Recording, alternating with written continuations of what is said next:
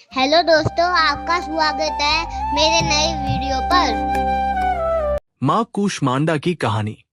नवरात्रि के चौथे दिन माँ दुर्गा के जिस स्वरूप की पूजा की जाती है वे माँ कूष्मांडा कहलाती है।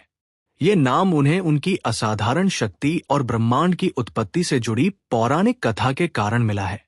पौराणिक कथा के अनुसार जब सृष्टि नहीं थी तब चारों ओर केवल गहरा अंधकार और सन्नाटा था। कोई जीवन, कोई ऊर्जा, कोई अस्तित्व नहीं था। उस समय मां दुर्गा के इस स्वरूप ने अपनी मंद, हल्की मुस्कान से ही इस संपूर्ण ब्रह्मांड की रचना की। कहा जाता है कि उनके इस ईषत हास्य से ही अंड, ब्रह्मांड उत्पन्न हुआ।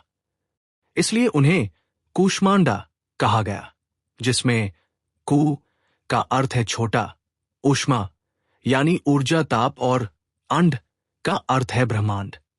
यानी उन्होंने अपनी सूक्ष्म मुस्कान और ऊर्जा से इस ब्रह्मांड रूपी अंड का निर्माण किया।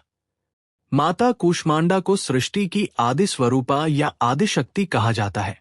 वह 8 भुजाओं वाली है, इसीलिए उन्हें अष्टभुजा देवी भी कहा जाता है। उनके हाथों में कमंडल, धनुष, बाण, कमल पुष्प, अमृतपूर्ण कलश, चक्र, गदा और सभी सिद्धियों निधियों को देने वाली जप माला सुशोभित रहती है। उनका वाहन सिंह है। एक अन्य कथा के अनुसार जब उन्होंने सृष्टि की रचना की तब वह सूर्य मंडल के भीतर लोक में निवास करने चली गई। माना जाता है कि केवल उन्हीं में इतनी शक्ति है कि वे सूर्य की प्रखर गर्मी को सह सकती है। उनके शरीर की कांति और प्रभा भी सूर्य के समान ही तेजस्वी है।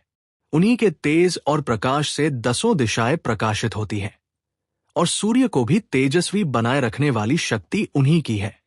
इसलिए उन्हें सूर्य देव की अधिष्ठात्री शक्ति भी माना जाता है। मां कूष्मांडा की पूजा करने से भक्तों के सभी रोग शोक दूर होते हैं और उनकी आयु, यश, बल तथा आरोग्य में वृद्धि होती है। वह भक्तों को जीवन शक्ति और ऊर्जा प्रदान करती है। बने रहने के लिए धन्यवाद। लाइक, शेयर एंड सब्सक्राइब करें।